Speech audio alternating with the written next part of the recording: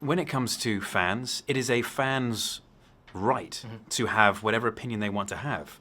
And people are going to be upset because, especially when you're talking about books or games, because you're never going to be the exact person who they had in their head or who they played on Witcher 3, for example.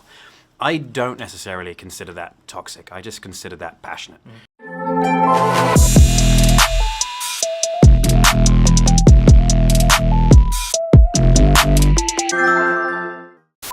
Welcome to Jay's Gamepad, everybody, and Wagwan. First and foremost, I'd like to ask if you could please like, subscribe, and hit that bell notification if you like this video or any of my content.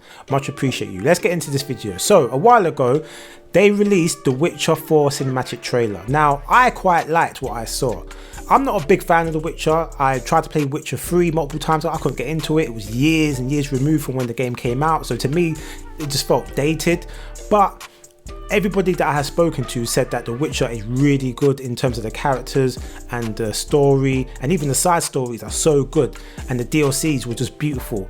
And also, I had watched the first and second animated movies. The first one was really good. I just recently watched the second one. I thought it was good as well, but not as good as the first one. And also, I watched the live action Netflix Witcher series, which I thought season 1 was good, and after that it just went downhill because they just started violating and focusing on other characters and not following the law and stuff like that, and not listening to the one person that actually has love and passion for the Witcher franchise, and that was Henry Cavill.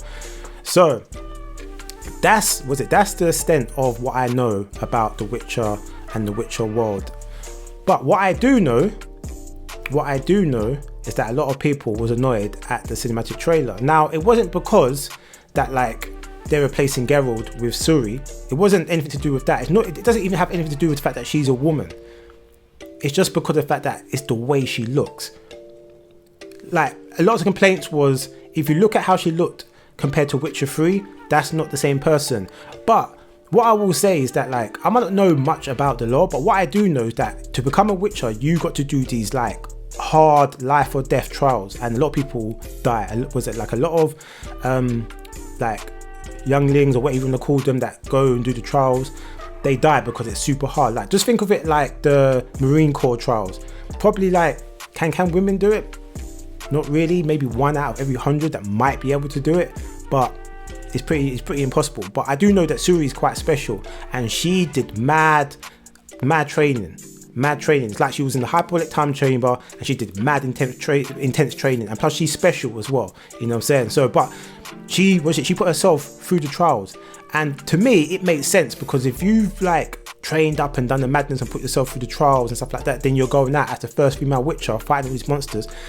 You're gonna get battle scars and wounds and stuff like that, and it's gonna harden you inside and outside, and that's what you saw in the cinematic trailer. So to me, it made sense. But a lot of fans of the franchise and a lot of gamers and a lot of people were actually quite annoyed with that and stuff like that. So today, CD Projekt Red has released the Witcher 4 cinematic reveal trailer behind the scenes. Now, I thought it would be a good idea to watch it. I haven't seen it yet, but I thought it would be a cool idea to watch it.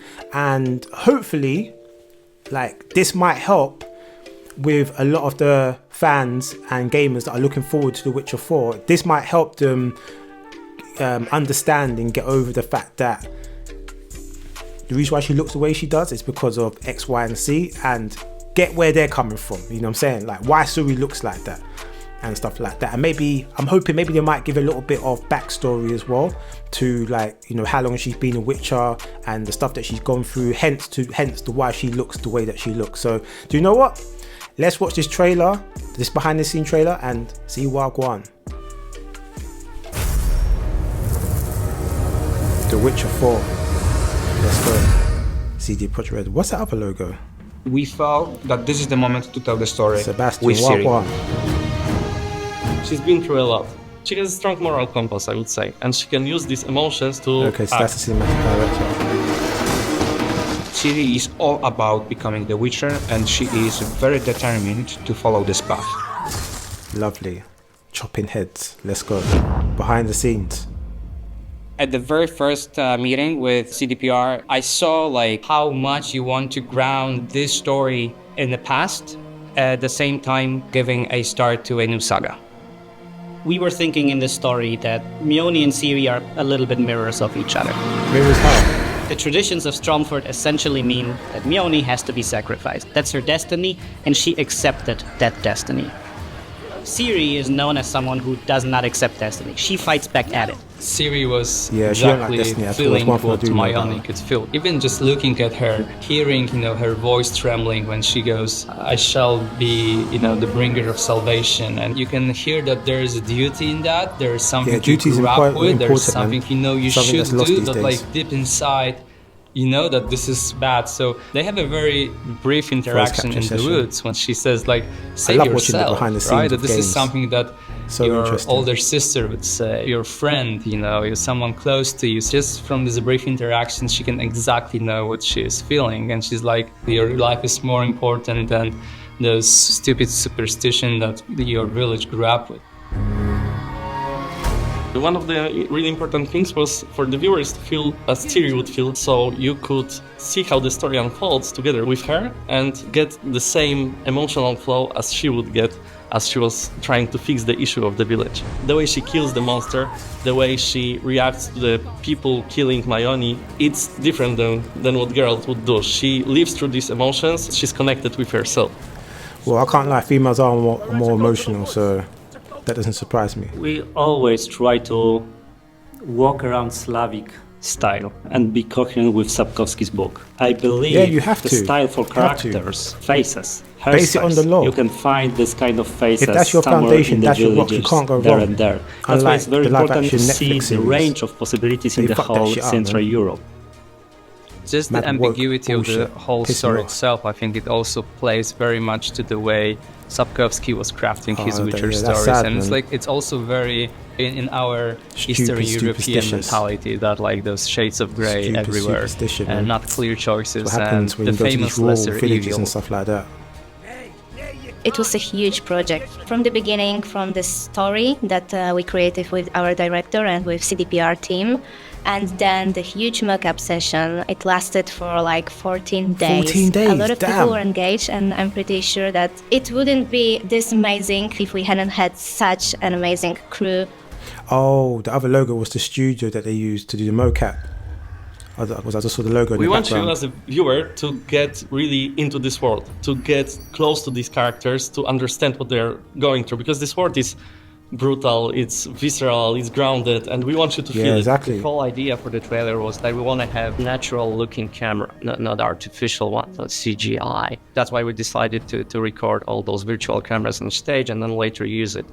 In a trailer, for example, when you see Ciri, when she enters fog, you can see that she's confused, that she doesn't know where to look, that the camera is more aggressive with motion, and we wanted to express more of this confusion. We wanted to have this glimpse of truth in it.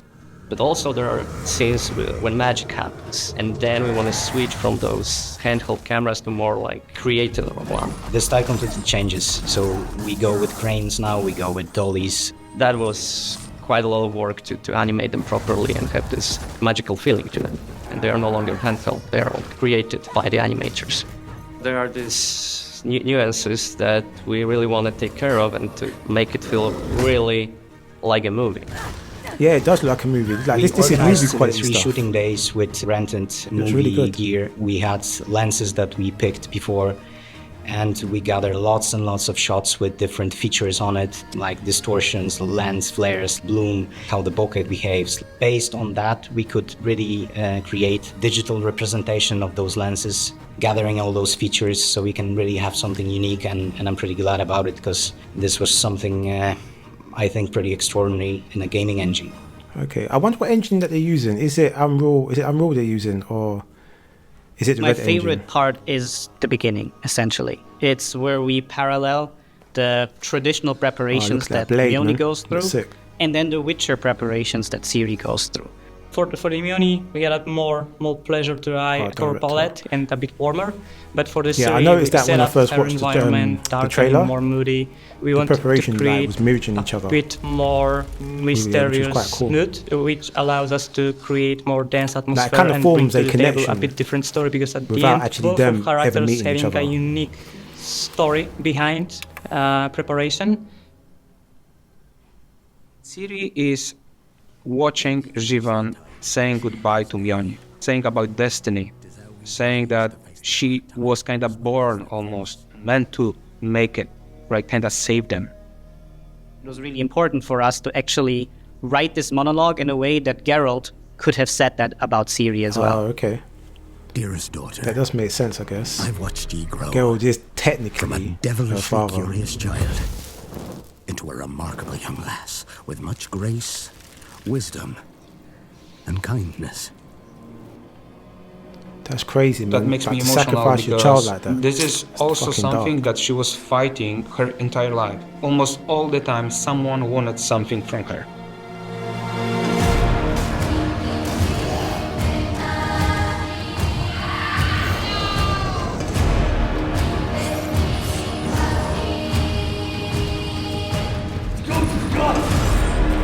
Created a physical representation of Bauk's shoulders and his attacking arms, and having 4 operators, we kind of recreated the whole monster.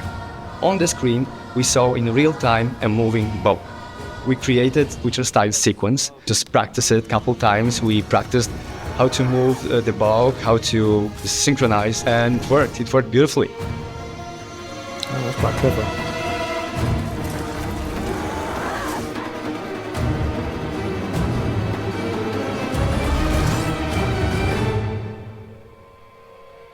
When it comes to cooperation, you know, like from the animation perspective, we did start with animation guideline for the Bauk. I've known Bauk for a while, and I kind of found a way to divide him into 3 specific parts. So when it comes to the head, for us, it's kind of like a goblin head on the neck of a snake. The monster. The front arms are as similar to jaguar as possible, while the pincers are literally scorpion claws, and the tail and the back legs are literally dinosaur. And because of that, we're able to actually create this kind of animation Bible for the Bauk, and then it kind of allowed us to really quickly build this common language to make sure that what we animate at CD Projekt is actually as close as possible to what you see in the trailer.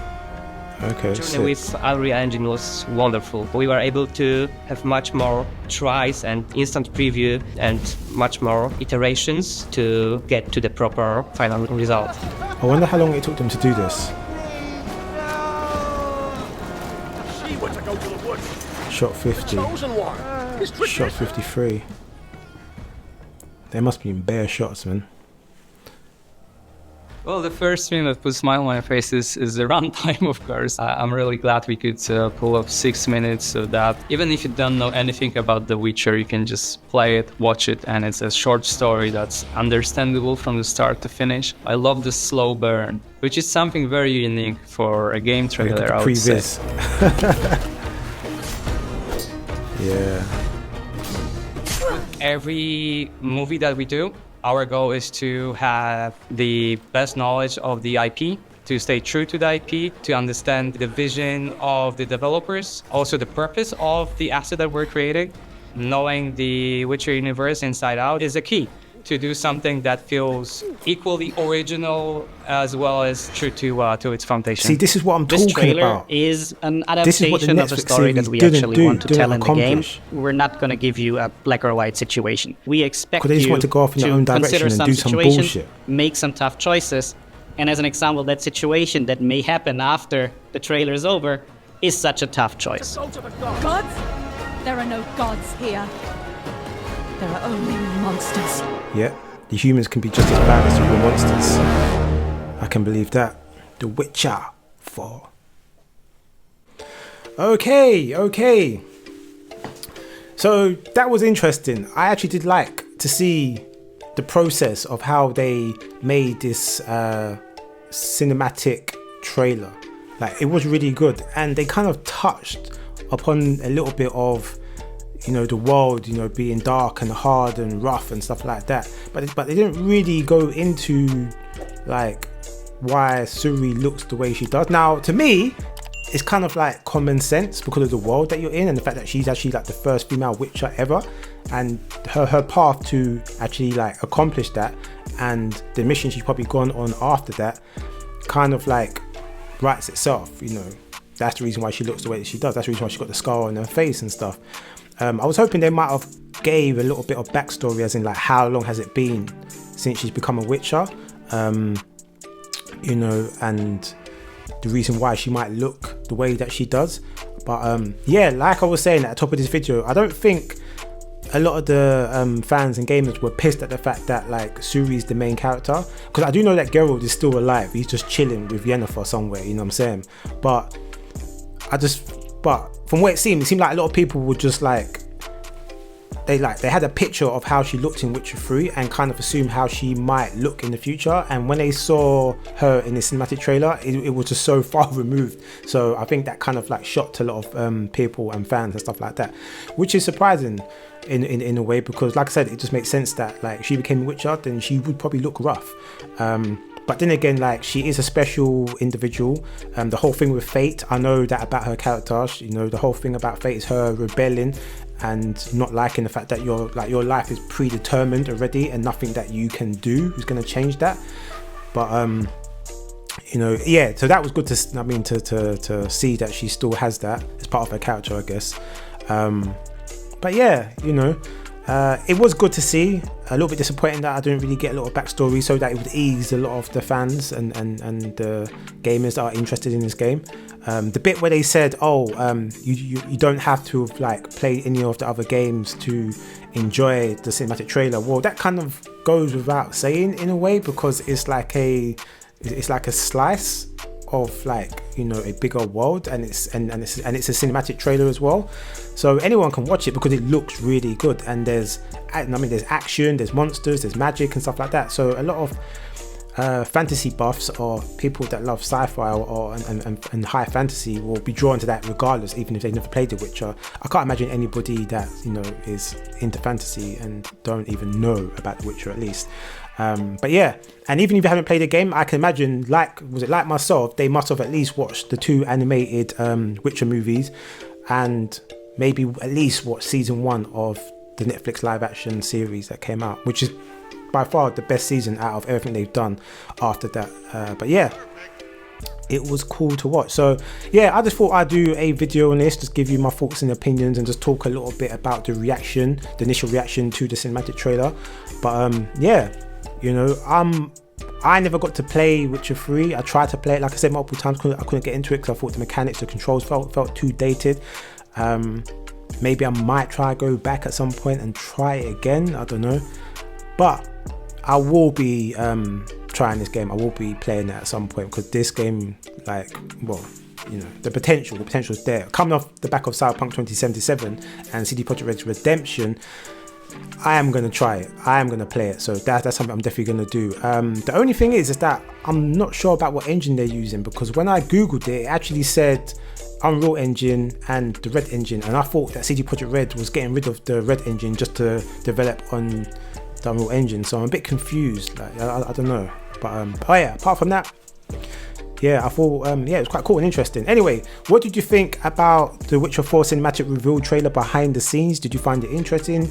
Did it soothe or change your perspective in regards to Ciri and how you think or felt or thought or felt about Ciri when you first saw the initial cinematic trailer?